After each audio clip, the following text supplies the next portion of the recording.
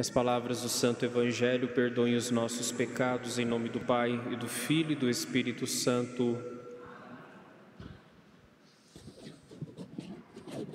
Em quem temos colocado a nossa esperança? Em quem temos colocado a nossa confiança?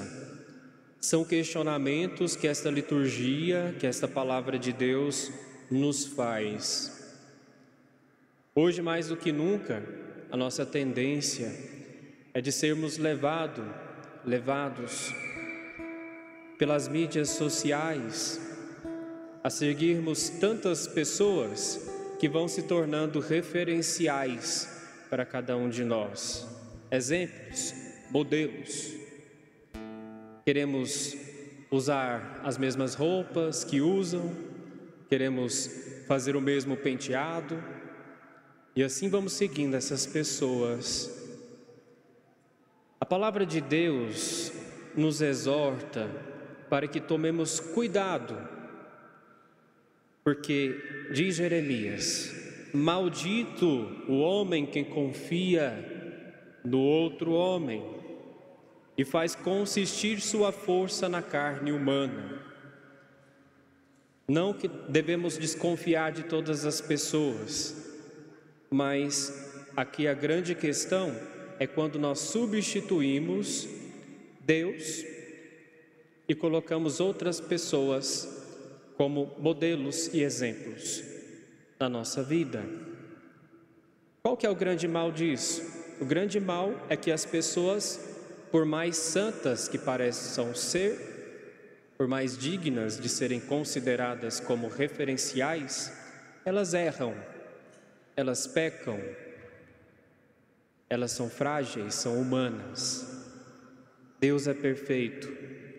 Para nós hoje, é Cristo nosso grande referencial. É Cristo que deve ser o centro das nossas vidas. Então, em quem temos colocado a nossa confiança, a nossa esperança? Em pessoas? Se são pessoas de Deus e que nos conduzem a Deus, que bom, mas tomemos cuidado para que quando essas pessoas faltarem nas nossas vidas, não permaneça um vazio que não é preenchido. Porque muitas vezes nós mergulhamos numa tristeza profunda, numa falta de norte, quando faltam essas pessoas.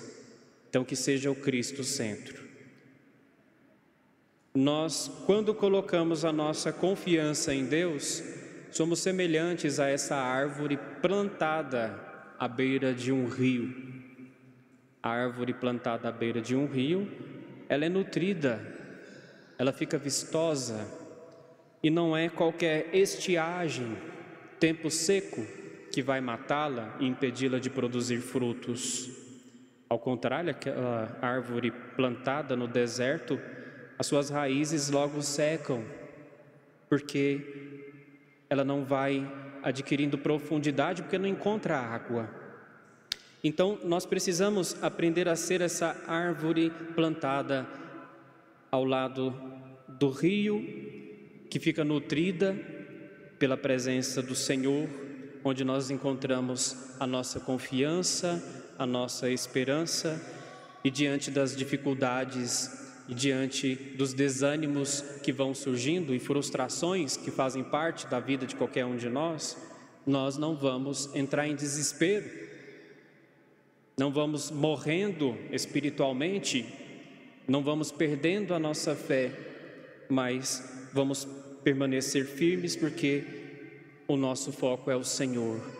E sabemos que Ele está conosco, nos nutrindo e nos fortalecendo em nossas dificuldades, sejam quais forem. Precisamos, meus irmãos e irmãs, perceber que nós estamos vivendo numa transitoriedade. As coisas aqui vão passar, as coisas ficam, nós vamos para um outro lugar. Então nós precisamos fazer este processo de entendimento de que existe uma realidade melhor que essa. Não que nós devamos parar de viver essa vida aqui, onde nós queremos alcançar os nossos sonhos, lutar por aquilo que nós queremos adquirir, mas nós não devemos viver em prol disso. Não devemos colocar em nossos bens como se fosse a última coisa. Não, existe uma realidade maior. E é sobre essa realidade que Paulo está chamando a atenção nessa carta que ele escreve à comunidade de Corinto. Paulo, ele percebe, chega aos seus ouvidos que dentro daquela comunidade existiam pessoas que não estavam mais confiando na vida eterna, que não estavam esperando a ressurreição e por isso estavam vivendo ali aquela vida como se fosse a última coisa. E ele diz: se vocês não creem na ressurreição, vocês também não creem na ressurreição de Cristo, de que Cristo venceu a morte e nos trouxe a vida eterna. Olha a gravidade disso. Se vocês negam a ressurreição, uma vida para além dessa, vocês negam também a ressurreição de Cristo. E vã é a fé de vocês. Vocês estão vivendo uma religião da casca, diz Paulo àquela comunidade. Uma religião da aparência, mas que na verdade eu não acredito naquilo que professo em minha fé, na ressurreição dos mortos e na vida eterna. Quando nós olhamos com esse olhar transcendente para além dessa realidade, nós vamos trilhando já neste mundo um caminho de conversão, de arrependimento, onde nós nos aprumamos para chegarmos até o céu. Vejamos no Evangelho quais são as dicas que Jesus nos dá ao falar sobre as bem-aventuranças, o caminho da felicidade. Vamos nos contextualizar primeiro. Jesus, depois de ter chamado 12 apóstolos para dar continuidade à missão, para dar mais peso à missão naquele tempo, Jesus sobe com esses 12 para um alto monte. Assim como nós, ao sairmos de nossas casas, subimos a este monte onde estamos agora, a este templo, a esta igreja, lugar do encontro com Deus, da intimidade com Deus, lugar de reabastecermos as nossas forças, lugar de rezarmos. Eu escutava a homilia de um bispo que dizia que o católico que não reza, o cristão que não reza é um cristão católico ateu. Porque na sua missão, na sua lida do dia a dia, pode até anunciar, falar, fazer o bem, a caridade, mas se não rezo, eu não estou atribuindo todo este mérito daquilo que faço para Deus. Quando eu rezo, eu atribuo tudo a Deus, porque é Ele que realiza grandes coisas em nosso favor e através de nós, através da nossa missão. Então eu preciso aprender a rezar e pedir ao Senhor essa força para assumir a minha missão de ser um bom cristão e discípulo do Senhor Jesus, e também para retribuir a Ele todo o mérito, todo elogio que recebo por causa das coisas que Ele realiza através de mim. Então, rezaram e depois o Senhor desce do monte, desce para a missão com aqueles 12. E a realidade que eles enxergam é de uma grande multidão de sedentos, de gente necessitada de tantas coisas que o Senhor vai enumerando aqui no Sermão das Bem-aventuranças. Ele enxerga pobres, gente com fome, gente que chora, gente odiada, insultada, amaldiçoada, gente de todo tipo, mas necessitada de uma consolação, de uma palavra de esperança. E é isso que o Senhor dirige através deste sermão ensinando aos seus apóstolos também a fazerem uso da compaixão no anúncio da palavra de Deus, no anúncio da boa nova. Então, duas coisas o Senhor faz nesse sermão. Primeiro, anuncia a esperança, a consolação na vida daquela gente necessitada, não para que eles continuem na sua miséria, mas para eles saberem que Deus está com eles, é Deus quem os consola. Segunda parte desse sermão, Jesus dirige aos ricos, a quem ele chama de ricos.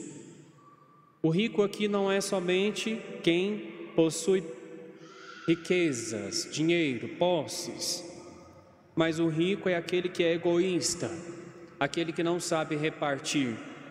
E ele diz: ai de vós ricos, porque vocês já alcançaram a recompensa através das suas próprias forças. Vocês não estão abertos para essa consolação do alto, para essa consolação que vem de Deus, que vem dos céus. Sua alegria vocês já estão vivendo aqui agora. Quando Jesus dirige essa mensagem para estes ricos, não significa que eles estão privados do reino dos céus. Significa que o Senhor está os alertando para que vivam essa partilha junto a este povo necessitado de tantas coisas, mas principalmente de serem amados, principalmente de atenção, de um zelo, de um cuidado, de um carinho. Eu dizia em outra pregação, em outra missa, sobre o tanto de pessoas que vêm pedir auxílios para nós, espirituais, mas também auxílios com alimentos. Às vezes a gente fica sem jeito aqui no atendimento, aqui é uma igreja central, mas não temos. Aqui nessa igreja parece que não há o costume ainda de os fiéis trazerem os donativos para serem ofertados a essas pessoas que precisam. Então não temos meios de fazer esse ato de caridade em nome da igreja, que somos todos nós. Então quando alguém fala aqui, sai daqui falando que a igreja não ajudou, com pensamentos até de suicídio, porque não tem mais esperança na vida, não tem mais onde pedir ajuda. A igreja que está negando essa ajuda não é só o sacerdote que está ali, mas a igreja somos nós. Somos nós. Precisamos criar essa mentalidade de que somos igreja viva. Por isso, precisamos assumir a missão juntos. A missão juntos. Então que essa palavra de Deus possa nos animar a percorrermos este caminho de conversão, este caminho de arrependimento dos nossos pecados, este caminho que nos levará para o céu. Em nome do Pai, e do Filho, e do Espírito Santo. Amém.